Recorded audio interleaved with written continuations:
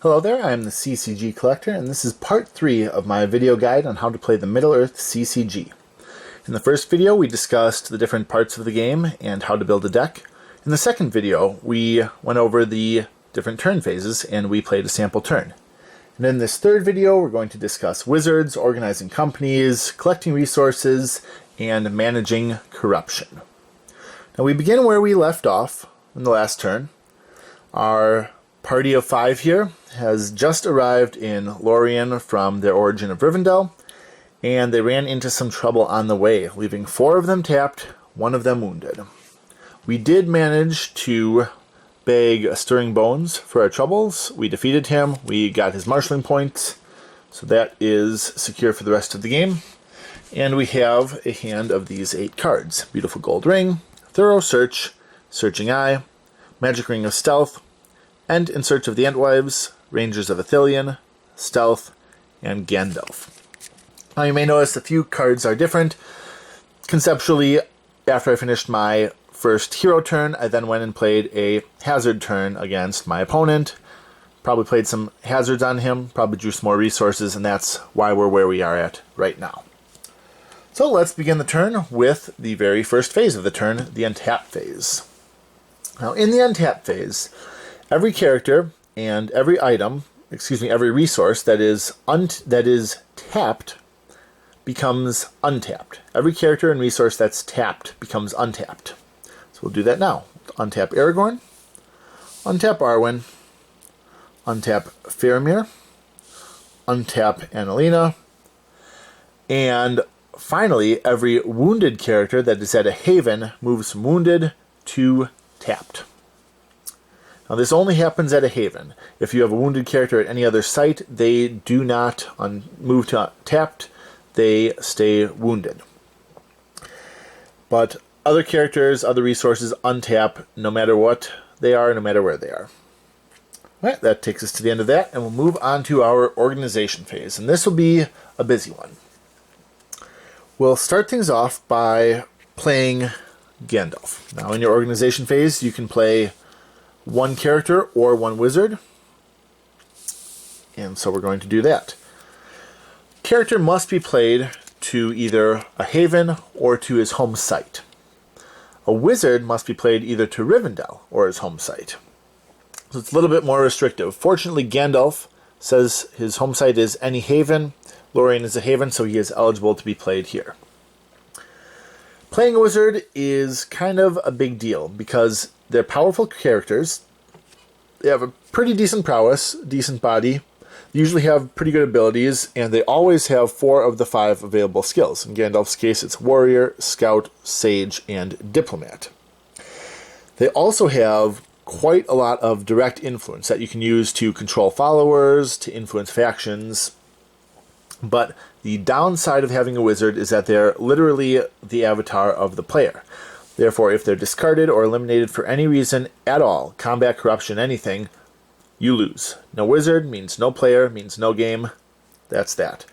So you want to get your wizard out there because he's a good resource, but you also want to keep him protected because of the risk involved with losing him. So that's that balance game you play. All right, we've played our wizard. Now I think I'm going to go ahead and reorganize our companies. Now, you recall we were trying to get everyone from Rivendell to Lorien, so we went in 1 big company, but we saw the downside of that. A company of size 5 means that the hazard limit is also 5, and that meant that our opponent was able to play a lot of creatures to attack us and really rough us up. So we'll try to break it down a little bit. Beyond that, now we have multiple objectives. We want to play this beautiful gold ring, but we also want to recruit the Rangers of Ithilien. And while we could do that sequentially, we could take the whole company to Henneth Noon and grab the Rangers and then take them to some other ruins and snag the ring. That's going to take a long time. We run into a lot of hazards that way. Maybe it's not the best use of our resources. So we're going to send them out simultaneously. And finally, we have a character that's not going to be much help to us right now. This tapped fellow here. Now, he's not good in a fight at 1 prowess, and while he does have the useful skill of Scout, Most things that you'll use that skill for will require him to be tapped, will require tapping of him, which means he needs to be untapped. So if we take a look at Thorough Search, for example, it says Scout card, playable during Scout phase, the Sight phase on an untapped Scout, tap the Scout. We can't do that, he's already tapped. Or Stealth, Scout only. Tap a Scout to play at the end of the Organization phase. Again, he's tapped, so he's not going to help us in combat, he's not going to help us with skills, and he is going to make any company he's in one size bigger, which means that our opponent can play one extra hazard. So we're going to separate him out into his own company. We're going to go ahead and just leave him behind at Rivendell. Rest up, buddy. Next, we want to send a crew of people to recruit the Rangers. So let's go ahead and send Faramir and Annalena off to do that. They'll be their own company, and they'll move to their own site. And finally, the last three characters, Gandalf, Aragorn, and Arwen, will be in a company, and they will pursue probably that beautiful gold ring that we were looking at. Let's go ahead and set our destination sites. For the Rangers, it's obvious, they're playable at Henneth Anun, so we're going to have our destination of Henneth Anun. Put that for this company here. For the company going after the ring, it's a little bit more nuanced. Now, we got a couple of locations we could go to. We could go to the Gladden Fields, which it's not as far away. It only has 2 regions you need to go through instead of 3. It does allow us to play a gold ring, and the automatic attack there that you'll have to face before getting the ring is a pretty weak one. On the other hand, that's all you can do there. You can only play a gold ring. So if we draw an armor or a shield or something that we think is going to be more valuable to play instead of the ring, now we're out of luck. We travel to the site and we're forced to play the ring. Isengard, on the other hand, a little bit riskier. You have to go further to get there.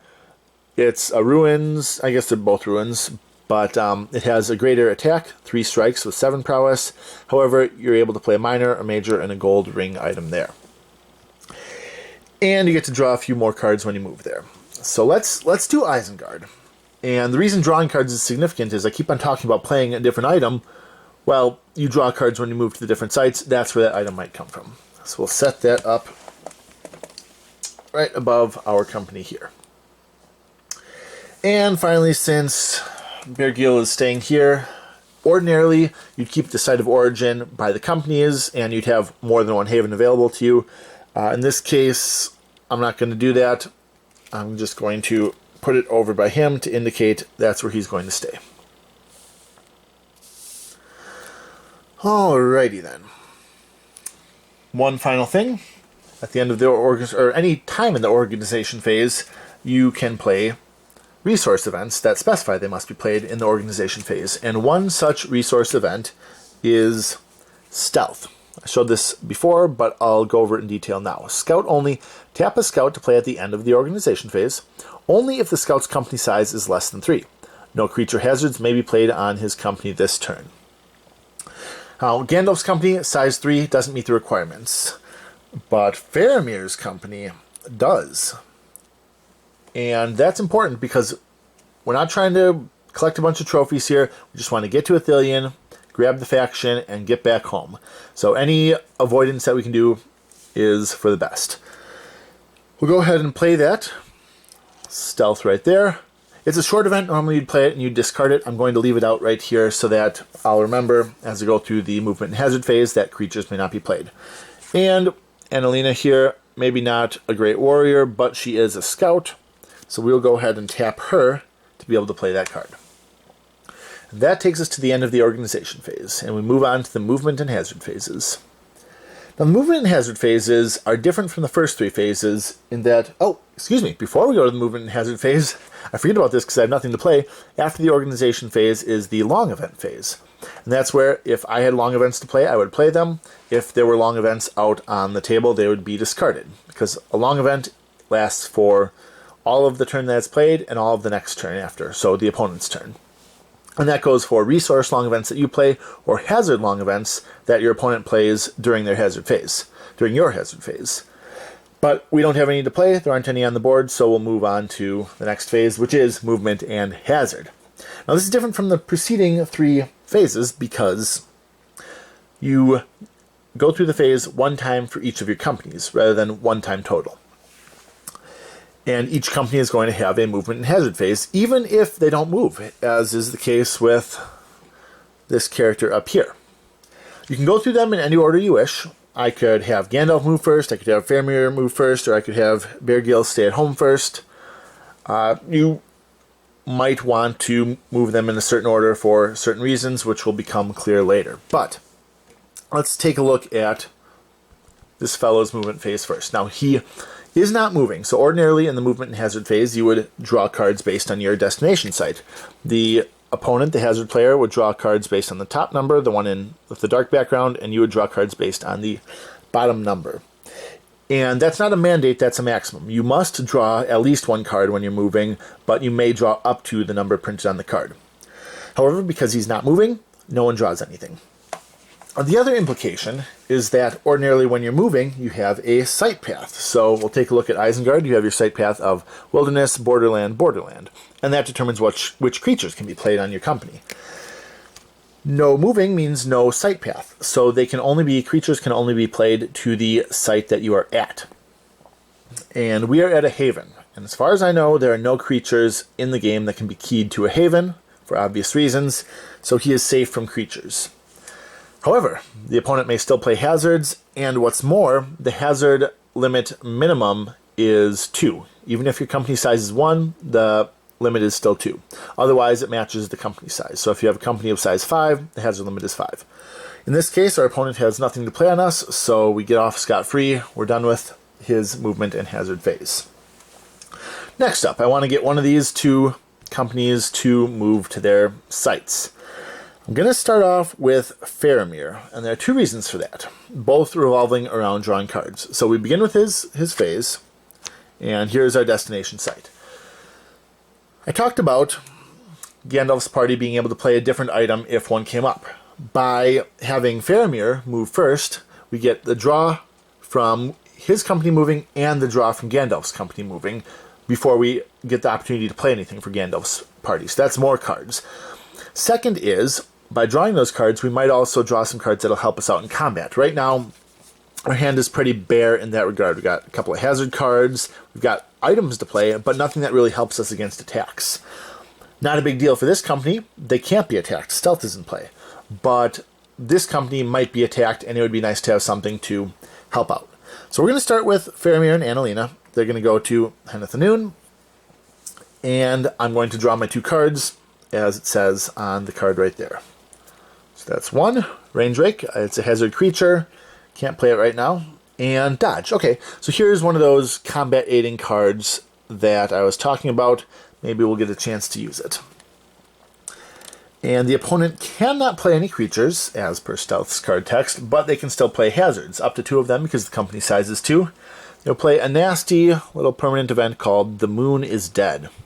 All undead attacks receive +1 strike and +1 prowess. All undead automatic attacks are duplicated. Each must be faced twice, including modifications. Discard this card when an undead attack is defeated. So that's a permanent event. That's going to stay out there potentially for the whole game, and we're going to have to deal with it potentially for the whole game. But that takes us to the end of that hazard phase. The opponent has nothing more they want to play, so we arrive at our site, and I'll get rid of stealth right now. And now we also reconcile our hand to 8 cards. 1, 2, 3, 4, 5, 6, 7, 8. No problem there. We're already at 8. Good to go. Now we move on to the third company, Gandalf and Friends. They're going to go to Isengard. So we'll go ahead and we'll draw our 2 cards as the site specifies, and our opponent will also draw 2 cards. Dark Quarrels. Okay, so this one, I talked about attack avoidance cards. This one actually says cancels an attack by orc, trolls, or men. So that's going to come in handy. And, oh, okay, cool. So this is Glamdring. I was talking about armor, helmet, shields. This is a weapon. And depending on how things turn out, we might end up playing this instead of the beautiful gold ring. And by moving to Isengard instead of the Gladden Fields, we've given ourselves the opportunity to do that. So it's a weapon. Increases your prowess, and increases it even more against orcs. So that's pretty nice. But there's still a hazard phase. Our company is size 3, and therefore our opponent can play up to 3 hazards on us. Let's get our tokens moved here to Athelion and to the Gap of Isen. So the site path here is Wilderness, Borderland, Borderland, and that finishes at a Ruins and Lairs site.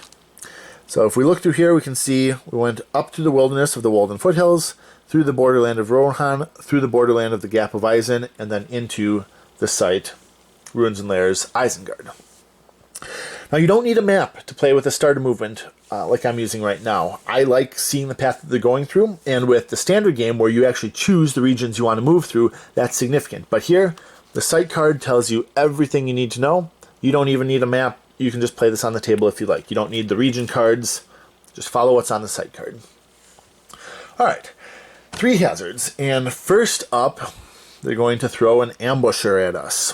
What is this guy? It is creature, men, 2 strikes, attacker chooses defending characters, and it has 10 prowess. So that's significant for a couple of reasons. First of all, attacker chooses defending characters. Ordinarily, the defender chooses defending characters. When there are multiple strikes coming at your company, or even 1 strike, you may choose untapped characters to intercept those strikes. By saying that the attacker chooses defending characters, maybe they can target someone weaker, like Arwen, instead of someone stronger like Aragorn, so that's up to them. The second bit of significance is that this is a very powerful creature, but it's balanced by being only able to be played at Borderlands and Free Domains. Unfortunately, we did go through 2 Borderlands, so it's a valid creature. He'll key to one of the 2 of those. It doesn't matter which one. But we'll also see here that they are men. I don't want to have to deal with the attack, so let's go through and we'll play Dark Quarrels, short event, cancel 1 attack by orcs, trolls, or men. I'll do that. I'll play it, and the attack is just canceled. They're too busy squabbling amongst themselves to attack us, and we move on our way. When an attack is canceled, there's no strike sequence, there's no attack, there's no chance of wounding, and you don't get any marshalling points for it. It's just discarded right away. It goes to your opponent's discard pile. So long, Ambusher. But that's only hazard 1 of a potential 3, and the next one is a little bit different. They're going to attack us with Corpse Candle. What is this? This is an undead creature, a single strike of 7 prowess. If the attack is not canceled, every character in the company makes a corruption check before defending characters are selected. Now, 1 strike at 7 prowess does, because of this card here, become 2 strikes at 8 prowess, which is a little bit more dangerous. As for the corruption, what does that mean? Well, each character gets corruption points as they go through the game. Right now, Gandalf and Aragorn don't have any, but Arwen does, and she's getting it from 2 sources. First, the Starglass item that she began the game with gives her 1 corruption point, and second, the corruption card Lure of Expedience that our opponent played on us last turn gives her 2 corruption points.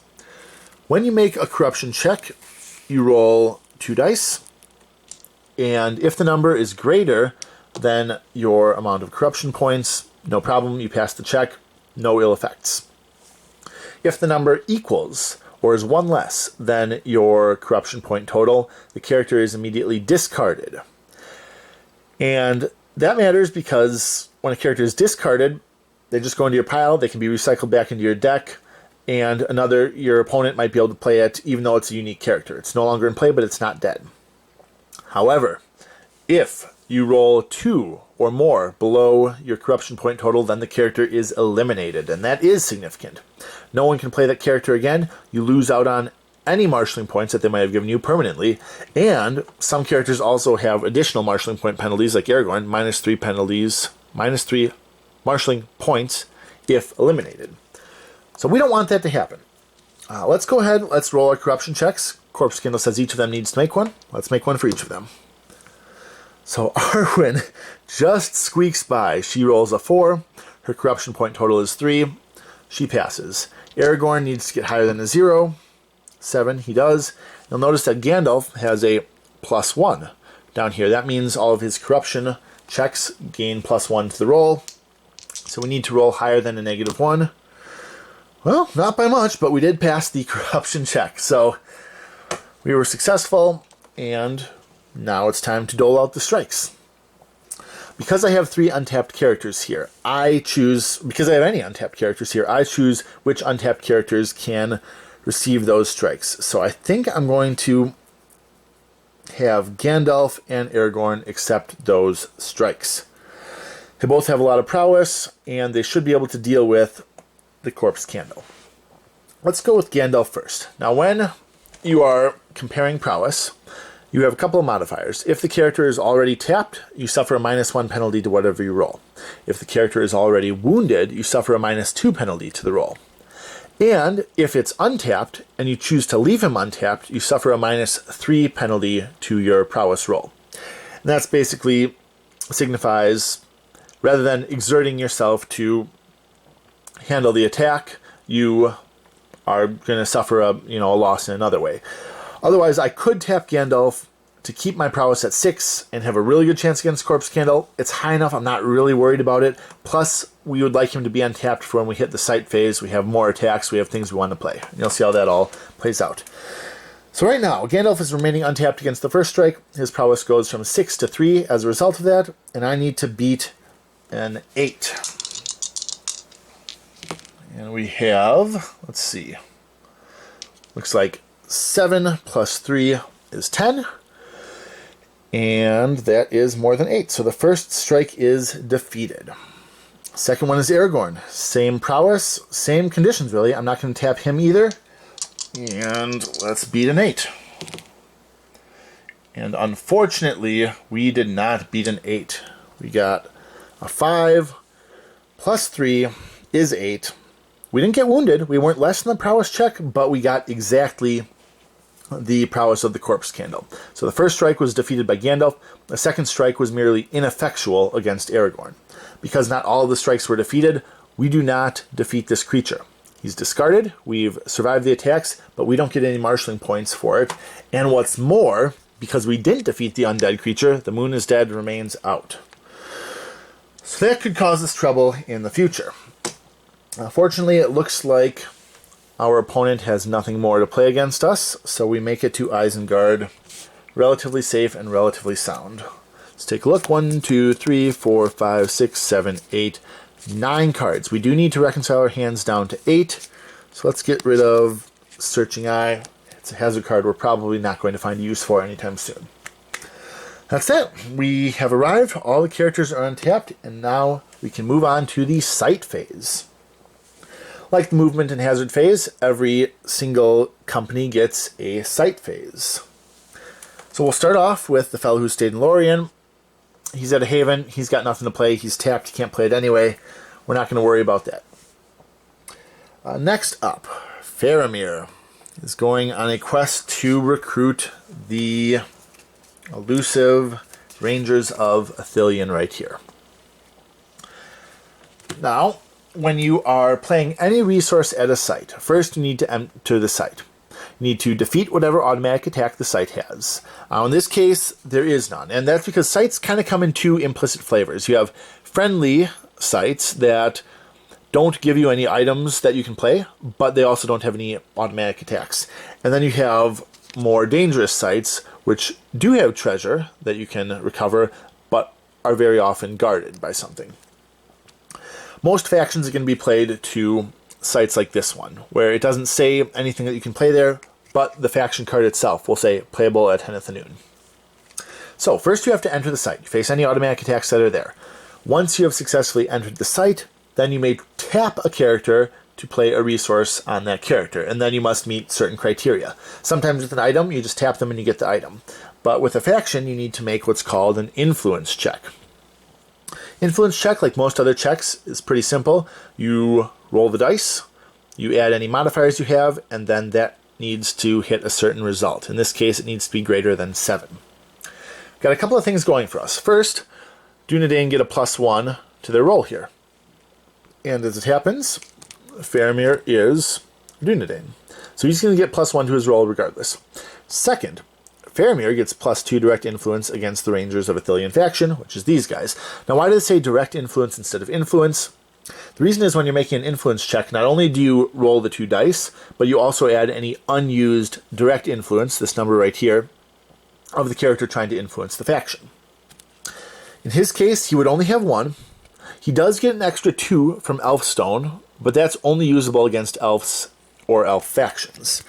Unfortunately, he is currently using all 3 of that direct influence to allow Annalena here to be his follower. She has 3 mind, he has 3 direct influence against elves.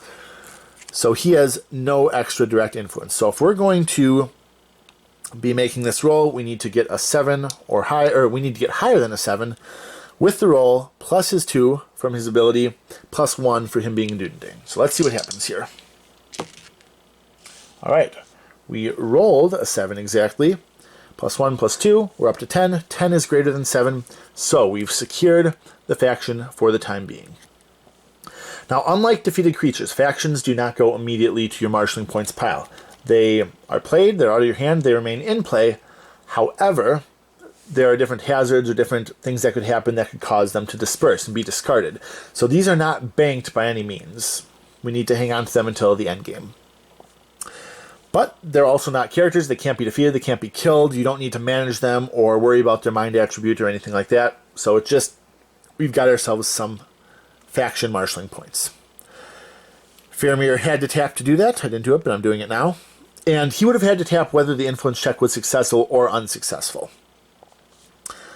The tap is for the attempt, not the successful playing. And because we played an item at Henneth Noon, that site also becomes tapped.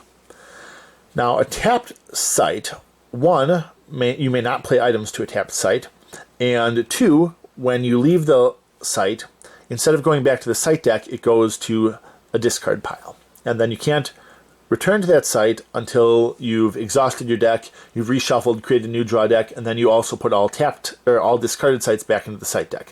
But we are a long way away from exhausting our draw deck. So for the foreseeable future, Henneth Noon is off limits to us once we leave it. And I believe that wraps up the site phase for this company. Site phase is done for that company, so that leaves Gandalf and company over here at Isengard. Alright, we want to enter the site, and we're going to face an automatic attack. Wolf. 3 strikes with 7 prowess. That's a little bit less prowess than the Corpse Candle had, so I'm going to try to do what I did last time and not tap, especially because tapped characters can't play items. They need to tap to play the items. So I'm going to leave Gandalf untapped and have him face the first of the 3 strikes. He's at prowess 3, he needs to roll a 4 or higher. He rolls a 6. The first of 3 strikes is defeated. Next up is Aragorn. He has 6 prowess. I'm going to leave him untapped as well. 6 drops to 3. We need to get that 4 or higher. 7. 7 plus 3 is 10. We defeat the second strike. And finally, Arwen. Now, Arwen, this could be a bit of a problem. She's only got 2 prowess. And if we leave her untapped, that drops down to -1 prowess. Prowess can be below 0. It's just a modifier to your roll. And we want her untapped because I've got this fantastic card in my hand called Thorough Search. It says Scout only, playable during the site phase on an untapped Scout. Tap the Scout. Another character in this company may play any major, minor, or gold ring item successfully, normally playable at the site, rather. This does not tap the site, and Thorough Search can be played at a site that is already tapped. So that is an exception to the rule I just mentioned, where you can't play items at an untapped or at a tapped site. Thorough Search gets around that. However, if to really get the most out of it, it needs 3 characters to be untapped. First is the character who's playing the first item. The second is the Scout, who needs to tap to play the card. And the third is the character playing the second item. So all 3 of those people need to tap, which means all 3 of my people need to stay untapped. Aragorn and Gandalf has done that. Arwen has not yet. What we're going to do to make things easier on us, recall a little bit ago we pulled Dodge. And Dodge says target character does not tap against 1 strike, unless they're wounded by the strike. And they put that in there because when you're wounded, your character is also treated as being tapped. If wounded by the strike, his body is modified by -1 for the resulting body check. So you have better success against the attack, but if you fail, there's a higher chance that your character will be killed. We're going to hope that doesn't happen, but we are going to play Dodge. She doesn't need to tap, then. Her prowess remains at 2. We need to beat a 7. So we've got to roll a 5 or higher? And we got exactly a 5. 2 plus 5 is 7. Now, the attack was not defeated, it was ineffectual, but that's good enough to get into the site. We can't get marshalling points for defeating an automatic attack anyway. So we have successfully gotten through that automatic attack. And now it's time to play items. Since we drew Glamdring, there are two things that I wouldn't mind playing here. We've got a beautiful gold ring, and we've got Glamdring itself. Let's start off with a sword, and we'll play that to the most likely of choices, Gandalf himself. So he taps to play the site, or to play the item. It goes on him immediately, and then the site also taps because a resource was successfully played there. Next up is Thorough Search. So we're going to go ahead and play that. It says tap the scout. Arwen, fortunately, is a scout, so we're going to tap her.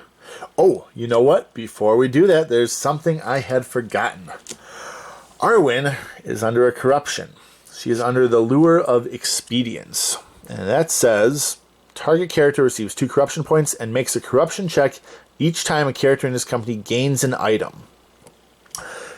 So, while Gandalf is digging around for loot, Arwen is saying, hey, let's go. We can't stay here. I want to go home. If you don't come now, I'm going to leave without you. If she fails a corruption check, she will leave without them and be gone forever. So, Gandalf digs for a sword. Arwen needs to make her corruption check, unfortunately. But we did roll a 7 there. 7 is greater than 3, so she does pass that. Then she taps. We play Thorough Search. That lets us play a second item at the site. And Aragorn will be the one to play the second item. He taps, and that lets him play Beautiful Gold Ring, which is a gold ring item, which is eligible to be played at the site.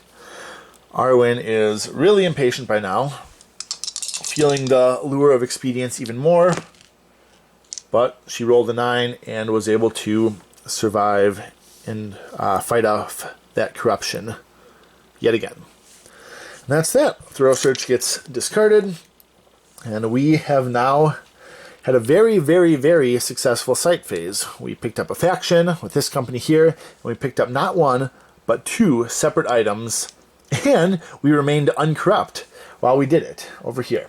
So that takes us to the end of our site phase. And all that's left is the end of turn phase. And we've got a pretty small hand here.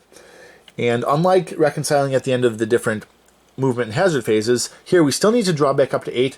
Both players do, in fact, but we are allowed to discard 1 card first. So I am going to get rid of Raindrake. It's very powerful, you see, with prowess of 15, but it is also pretty restrictive in how it can be played, either to coastal regions, which not a lot of companies are going to be going there, or to any site path with 3 wildernesses in its path. So that's not happening anytime soon. We'll discard that, and we'll draw a couple of replacement cards. So 2 cards, 3 cards, 4 cards, 5, 6, 7, 8. All right. A lot of good stuff to go over here. We have our Magic Ring of Stealth, but we also now have a lesser ring. So when you test a ring, it's not guaranteed to be a specific ring. Not guaranteed to be a Dwarven ring, One Ring, Magic Ring, any of that. So lesser ring will give us an out if we don't find out that it's Magic Ring of Stealth. So that's nice. Marvel's Told. That's handy. Very useful card. Tap a Sage to force a discard of a hazard, non-environment, permanent event, or long event. That could get rid of The Moon is Dead. That could get rid of the Lure of Expedience if we need it. So good to keep in our back pocket. Thranduil, character. Never a bad thing to have a very powerful elf warrior. Look at that. 7 prowess. So maybe we'll play that next turn. Finally, Noble Steed. So this is a card called an ally. They're a type of resource, and they can be played at sites. They have restrictions as well. Playable at any tapped or untapped non-haven site in Rohan, Southern Rovanian, etc. Got some abilities, but that's beside the point right now. Allies are played like any other resource at a site. You have to tap a character to play the card, and then that ally it'll go on the character. So it'll become their follower. And if that particular character is lost or discarded, then the ally disperses, I believe. Even though they have a mind attribute, allies do not actually require any direct influence to control. I don't even really know what the mind attribute, what purpose it serves. Now, allies are not characters, but for the purposes of combat, purposes of healing, and the purposes of skills, they are considered characters. So, I could have the Noble Steed absorb a strike if I wanted to. He wouldn't do very well against it, but I could have him absorb the strike. And then if an ally had skills, this one doesn't, he's a horse, but if they had a skill like Scout, for example, or Sage, you could tap the ally to play those cards that I mentioned before, Stealth, or, what is it? A Thorough Search, or even Marvel's Told, which is the one we just pulled. And then sometimes they have their own abilities. Tap to cancel a strike, not from an automatic attack against its bearer or itself. So that's kind of cool. But that's in our hand. We don't have the opportunity to play it now. And with that, we have reached the end of the turn. But it was an excellent turn. We had a very productive trip. We got all healed up, visited a couple of sites, got a lot of items, and we are all ready to take our loot back to Lorien. But that will have to wait until the next video. So I am the CCG Collector. Thank you all for watching. Stay tuned for part 3, and I will see you next time. Bye-bye.